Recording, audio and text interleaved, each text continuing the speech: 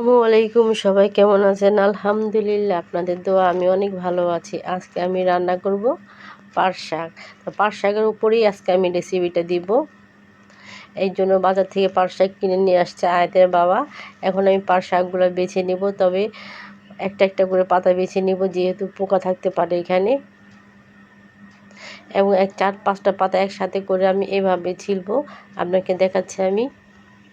এইভাবে ছিলে কিন্তু পাট শাকটা কিন্তু অনেকে মজা লাগে। আবার অনেকে কী করে আস্তে আস্তে পাতা ছিঁড়েও রান্না করে, কিন্তু সেটা আমার কাছে পছন্দ না। আমি এইভাবে চিরি চিরি করে ছিঁড়ে নিলাম।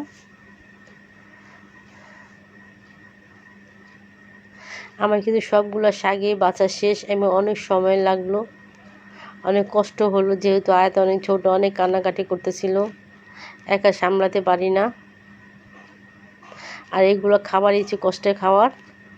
এখন আমি এগুলো পরিষ্কার করে ক্লিন করে ধুয়ে নিব।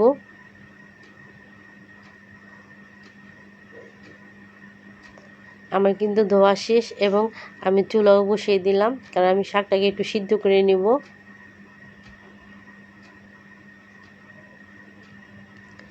এখন আমি দিয়ে দিলাম লবণ, অবশ্যই স্বাদ মতো।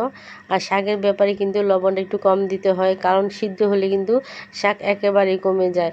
এই জন্য লবণটা একেবারে বুঝে শুনে দিতে হবে। এখন দিয়ে দিলাম কাঁচামরিচ।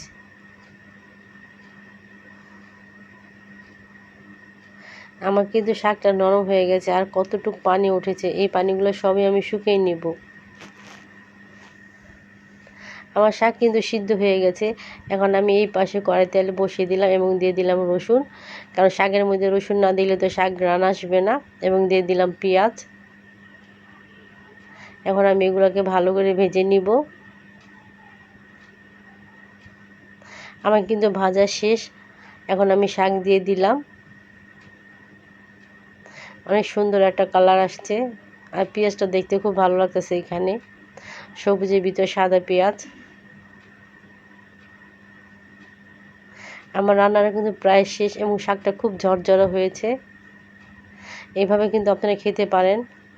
এই যে আমার রান্না শেষ, এখন আমি একটা বাটিতে তুলে নিলাম। এভাবে কিন্তু আপনারা রান্না করে খেতে পারেন। এক প্লেট ভাত এভাবেই খাওয়া যাবে, যেহেতু শাক দেখলে সবাই খেতে চায়। আর রান্নাটা যদি হয় পারফেক্ট, তাহলে তো আরও খেতে মনে চাবে। আমার রান্নাটা দেখে আপনারা অবশ্যই বলবেন কেমন হয়েছে। আমার তো মনে হয় দেখে খুব ভালো হয়েছে, খেতেও স্বাদ লাগবে। একটা যদি শুকনো মরিচ হয় তাতে তো আরও ভালো হয়। সবাইকে আসসালামু আলাইকুম। আমার ভিডিওটি দেখার জন্য অনেক অনেক ধন্যবাদ।